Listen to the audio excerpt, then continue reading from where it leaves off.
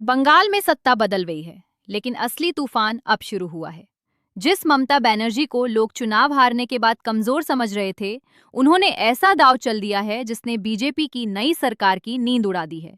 राहुल गांधी, अखिलेश यादव और अब पूरा विपक्ष एक मंच पर आने की तैयारी में दिख रहा है। क्या बंगाल से शुरू होने जा रही है बीजेपी के खिलाफ सबसे बड़ी राजनीतिक लड़ाई? और क्या ममता बनर्जी फिर से वही खेल खेलने जा रही हैं जिसने कभी पूरे बंगाल की राजनीति बदल दी थी? आज की इस रिपोर्ट में ऐसे खुलासे होंगे जिन्हें सुनकर आप भी सोचने पर मजबूर हो जाएंगे। इसलिए वीडियो को आखिर तक जरूर देखिए। पश्चिम बंगाल एक ऐसा राज्य जहां राजनीति सिर्फ चुनाव नहीं होती, बल्कि भावनाओं, विचारधाराओं और ताकत की सीधी लड़ाई होती है। और इस बार बंगाल ने ऐसा राजनीतिक बदलाव देखा जिसने पूरे देश का ध्यान अपनी तरफ खींच लिया। बीजेपी ने बड़ी जीत हासिल की। शुभेंदु अधिकारी ने मुख्यमंत्री पद की शपथ ली।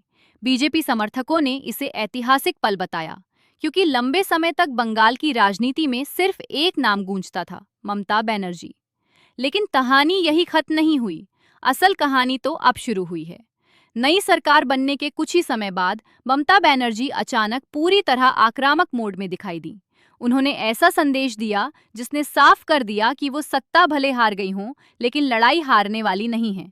रविंद्रनाथ टैगोर की जयंती के मौके पर ममता बनर्जी ने एक कार्यक्रम रखा, लेकिन इसी कार्यक्रम से बंगाल की राजनीति में नया विवाद शुरू हो गया। ममता बनर्जी ने आरोप लगाया कि रविंद्र जयंती समारोह के लिए जिन जगहों पर अनुमति मांगी गई थी, सरकार ने उन्हें अनुमति नहीं दी। इसके बाद ममता ने अपने ही आवास पर कार्यक्रम आयोजित किया। लेकिन ये सिर्फ एक सांस्कृतिक कार्यक्रम नहीं था। यहीं से ममता बनर्जी ने बीजेपी सरकार के खिलाफ सबसे बड़ा राजनीतिक संदेश दे दिया। कैमरों के सामने खड़ी ममता बनर्जी का अंदाज बिल्कुल बदला हुआ था। चेहरे पर वही पुराना आत्मविश्वास, आवाज में वही आक्रामकता और शब्दों में सीधा हमला। उन्होंने साफ कहा कि बीजेपी की विचारधारा के खिलाफ उनकी लड़ाई जारी रहेगी। और फिर उन्होंने ऐसा ऐलान कर दिया जिसने राजनीतिक गलियारों में हलचल मचा दी। ममता बनर्जी ने पश्चिम बंगाल के सभी विपक्षी दलों से एकजुट होने की अपील कर दी। यानी अब लड़ाई सिर्फ टीएमसी बनाम बीजेपी की नहीं रहने वाली, बल्कि पूरे विपक्ष बनाम बीजेपी बनने की तैयारी में दिखाई दे रही है। अब यहाँ सबसे बड़ी बात समझिए।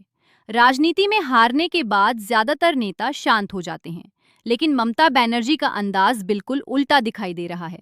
वो पहले से ज्यादा आक्रामक दिखाई दे रही हैं। और यही बात बीजेपी के लिए चिंता का कारण बन सकती है, क्योंकि ममता बनर्जी सिर्फ भाषण नहीं दे रही, वो एक बड़ा राजनीतिक माहौल बनाने की कोशिश कर रही हैं। और इसी बीच राहुल गांधी और अखिलेश यादव का समर्थन सामने आना इस पूरी लड़ाई को और बड़ा बना देता है। राजनीतिक जानकारों का मानना है कि अगर विपक्ष सच में एकजुट हो गया, तो आने वाले समय में बीजेपी को कई राज्यों में कड़ी चुनौती मिल सकती है। अब सवाल ये उठता है कि क्या बंगाल से शुरू हो रही ये रणनीति पूरे देश की राजनीति बदल सकती है? देखिए, बीजेपी इस समय देश की सबसे मजबूत पार्टी मानी जाती है, लेकिन राजनीति में सबसे बड़ा हथियार होता है माहौल। और ममता बनर्जी वही माहौल बनाने की कोशिश करती दिखाई दे रही हैं। उनका पूरा फोकस अब एक ऐसी छवि बनाने पर है जिसमें वो खुद को बीजेपी के खिलाफ सबसे मजबूत चेहरे के रूप में पेश कर सकें। और अगर विपक्ष के बाकी दल भी उनके साथ मजबूती से खड़े हो जाते हैं, तो ये लड़ाई सिर्फ बंगाल तक सीमित नहीं रहने वाली। यही कारण है कि अब सोशल मीडिया से लेकर राजनीतिक गलियारों तक सिर्फ एक ही चर्चा हो रही है। क्या ममता बनर्जी फिर से बड़ा राजनीतिक खेल खेलने जा रही हैं? कुछ लोग कह रहे हैं कि बीजेपी अब बंगाल में मजबूत हो चुकी है और ममता के लिए वापसी आसान नहीं होगी।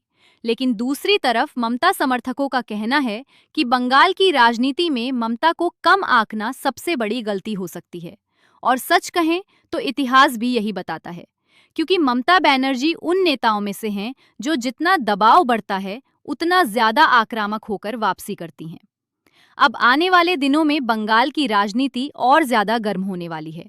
बीजेपी अपनी सरकार को मजबूत करने में जुटेगी, तो दूसरी तरफ ममता बनर्जी विपक्ष को एकजुट करने की कोशिश करेंगी। लेकिन सबसे बड़ा सवाल अब भी वही है, क्या ममता बनर्जी सच में बीजेपी के खिलाफ बड़ा मोर्चा तैयार कर पाएंगी? क्या राहुल गांधी और अखिलेश यादव के साथ आने से विपक्ष मजबूत होगा? और क्या बंगाल से शुरू हुई ये लड़ाई दिल्ली की राजनीति तक असर डालेगी? आपको क्या लगता है? क्या ममता बनर्जी अभी भी बीजेपी के लिए सबसे बड़ी चुनौती हैं या फिर बंगाल में अब बीजेपी का दौर शुरू हो चुका है? अपनी राय कमेंट्स में जरूर बताइए। वीडियो पसंद आया हो तो लाइक करें, शेयर करें